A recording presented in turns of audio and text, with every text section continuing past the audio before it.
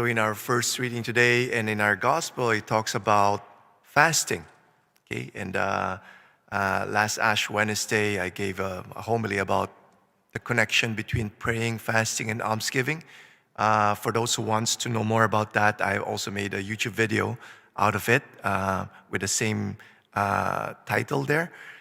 And it's good that we're talking about fasting now because in our Operation Hearts on Fire, we're really recommending fasting under the pillar of enkindling the fire. Okay? Fasting is like, if you use like a wet wood, it won't be set on fire. You need to dry it. And fasting is something like that.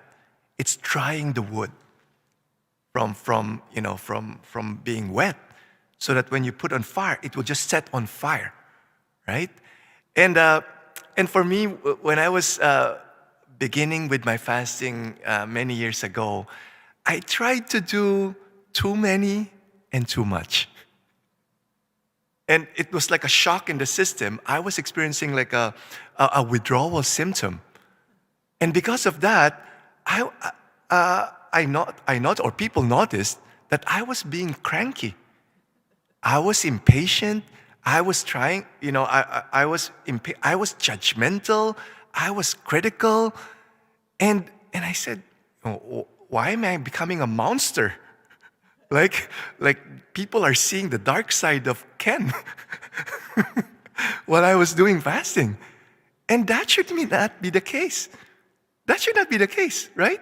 In our first reading today, when I read the first reading today, it reminded of me. It says there, why do we fast? Look, you serve your own interests on your fast day and oppress all your workers. Look, you fast only to quarrel and to fight and to strike with a wicked feast. That is me. Maybe you experienced that too, okay? But first of all, we need to know why we're fasting. Some people, I'm guilty with this. I would fast in the past because I want to lose weight. Okay? That's why I wasn't praying when I'm fasting. Now, when you fast without praying, you're just dieting. And that should not be the motive of fasting. Fasting is to deny yourself from things that you are attached to, so that we'll be able to follow what Jesus says. If you want to follow me, deny yourself. Carry your cross and follow me. That's where fasting will come in, denying ourselves. Denying from ourselves that the things that we're attached to. And I said, we can't do it on our own strength. We're powerless over the things we're attached to. Whether that's food, whether that's media, whatever.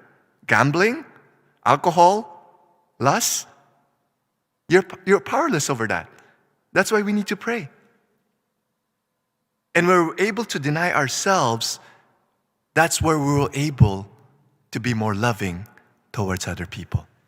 And that is the fruit of fasting. That should be the fruit of fasting. It says here, is not this the fast that I choose?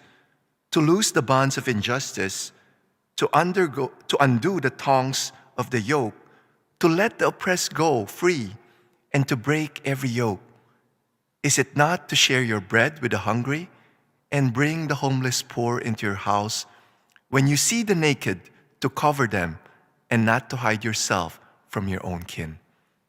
This should be the fruit of our fasting. So praying plus fasting equals to almsgiving, to loving more, to being more generous, to being more forgiving. Okay, so let's examine ourselves. I hope we're doing some form of fasting. As I've said, don't do too much and don't do too many also. Start slowly. Maybe just one meal on a Friday or a Wednesday, and then start building it up. Okay? If you're getting cranky, first, you have to ask yourselves, maybe you're doing too much or you're doing too many. start to scale it down and be more prayerful. Fast from the heart. That's what we're trying to do here. Fast from the heart so that you will see the fruit of your fasting, which is to be more loving to other people.